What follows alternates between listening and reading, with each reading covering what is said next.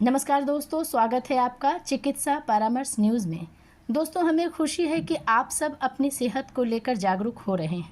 हमारा उद्देश्य ही है कि हम ज़्यादा से ज़्यादा लोगों को जागरूक कर सकें और सेहत से जुड़ी छोटी से छोटी समस्या का निदान तुरंत किया जाए ताकि बीमारी को बढ़ने का मौका न मिल सके। घर के नज़दीक ही स्वास्थ्य केंद्र पर अपने स्वास्थ्य का जाँच और इलाज करा सकें।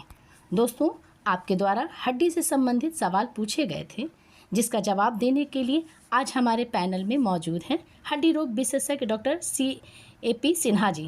डॉक्टर CAP सिन्हा जी आपके द्वारा पूछे गए सारे सवालों का जवाब देंगे। इसके बावजूद भी कोई और सवाल पूछना चाहें तो चैनल को लाइक करें, सब्सक्राइब करें और कमेंट्स बॉक्स में अपने सारे सवाल लिखकर हमें भेजें।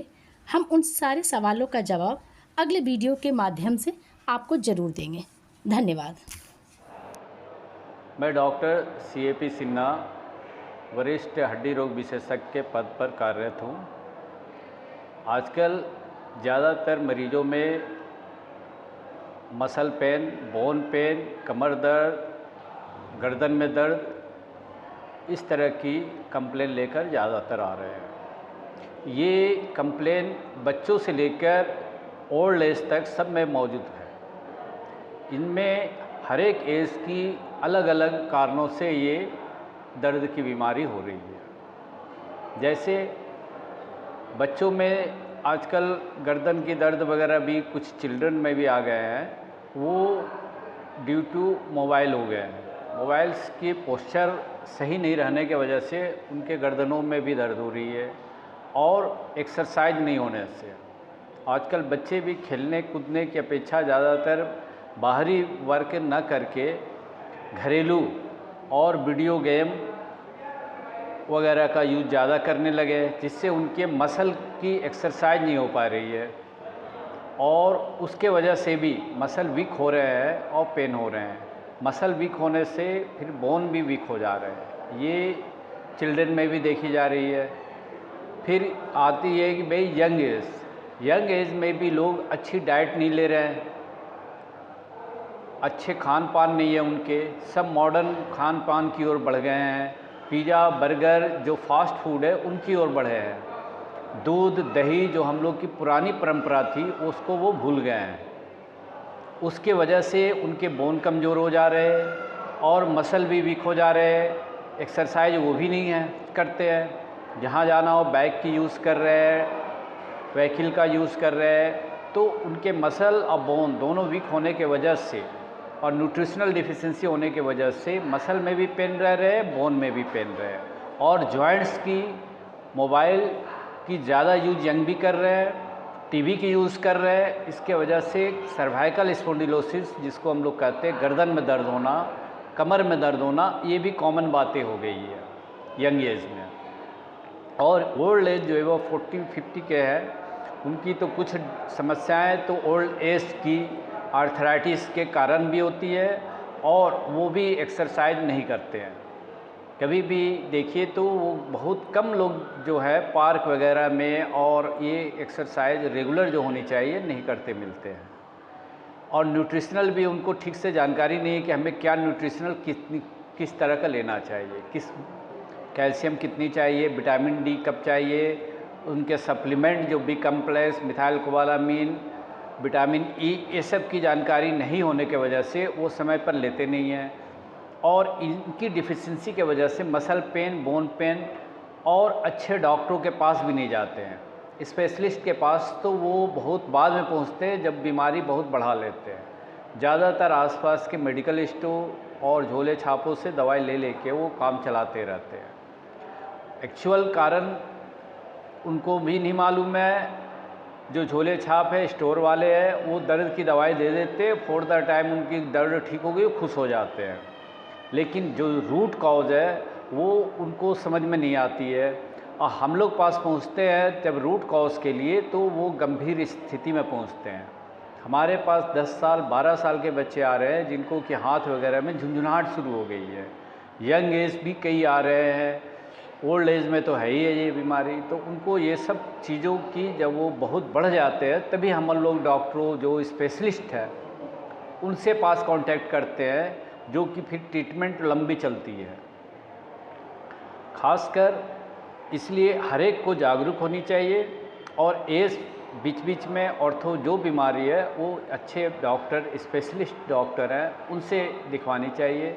हर जगह गवर्नमेंट ने हॉस्पिटल खोल रखा है और उसमें स्पेशलिस्ट भी है और कम सब पढ़े लिखे डॉक्टरों की, जो उनकी डिग्री होल्डर है, उनकी है पोस्टिंग, जो कि फ्री ऑफ कॉस्ट आपको हर तरह की सुविधाएं की, इवन जांच भी वहाँ फ्री हो रही है, उपलब्ध है। लेकिन लोग में थोड़ा जागरूकता कम होने की वजह से वो चाहते कि घर के बगल वाले स्टोर से ही दवाई ले लें। इस सब डिफिशेंसी के वजह से, लापरवाही के वजह से ये खुद को शिकार कर लेते हैं।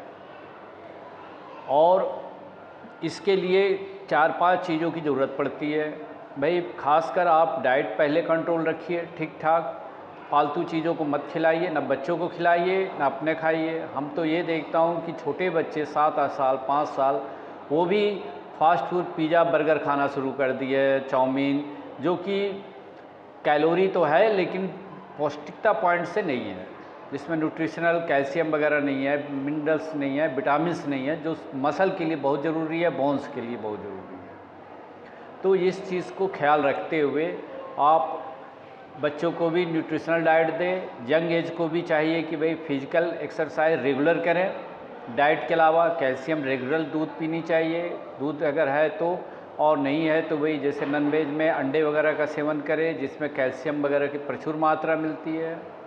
और विटामिन डी का रेगुलर ले, जो डोज है यंग एज में, जैसे 60,000 का हम लोग वीकली 6 वीक चलाते हैं, उनसे, जो कि विटामिन डी आदमी हड्डियों के लिए बहुत ही नहीं, अदर बीमारियों के यूज़ में भी होता है, लेकिन लोगों की नहीं जानकारी के वजह से वो नहीं ले पाते हैं। ओल्ड एज में तो आदमी को रेगुलर कैल्शियम वगैरह लेते रहना चाहिए, खासकर 50-60 के एज वाले की, क्योंकि उनमें कुछ ऑस्टियोपोरोसिस चेंजेज होते हैं, जिसमें बोन्स से कैल्शियम वगैरह की लॉस होती है नेचुरल। तो इस एज वाले को हम लोग कहते हैं कि आप रेगुलर कैल्शियम सप्लीमेंट लें और time to time vitamin D लें। और इसके बाद जो सबसे ज़रूरी चीज़ है वो एक्सरसाइज है। कम से कम ओल्ड एज के लोग हैं तो फिज़िकल में, और कुछ नहीं तो आप कम से कम मॉर्निंग इवनिंग वॉक ही कर लीजिए आधा घंटा, और जितने जॉइंट्स हैं उनकी एक्सरसाइज किसी जगह खड़े होकर कर ले, तो आपको ये प्रॉब्लम नहीं के बराबर होगी। और यंग एज को तो खैर ज़्यादा कोशिश करना चाहिए कि थोड़ी दूर जाना हो तो बाइक का और अदर साधन का न यूज़ करके पैदल चलने की आदत डालें।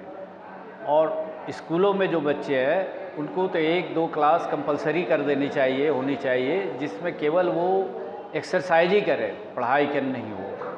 और नहीं तो घर में पेरेंट्स लोग जो है वो उनको 1 घंटा ज़बरदस्ती भेजा करें किसी पार्क में, चाहे प्लेग्राउंड में खेलने उलने के लिए, न कि उनको मोबाइल पर वीडियो गेम के लिए प्रोत्साहन करें।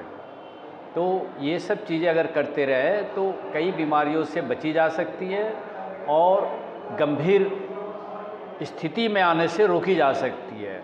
क्योंकि आजकल सर्वाइकल गर्दन की दर्द बहुत ज़्यादा और बैकएक बहुत तेज़ी से बढ़ी है, क्योंकि आदमी की फिजिकल वर्क नहीं होने, दिन भर बैठे रहने या लेटे रहने, सोफे में बैठे रहने, इसके वजह से है।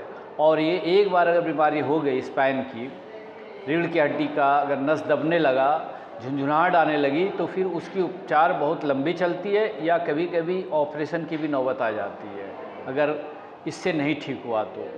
जो कि पहले ये बीमारियां नहीं थी, ये होती भी थी तो बहुत ओल्ड एज में, लेकिन अब तो 30 साल 25 साल के बच्चों को भी हम लोग देख रहा हूँ कि ऑपरेटिव स्थिति में आ जा रहे हैं और ऑपरेशन के अलावा कोई चारा नहीं बचती है।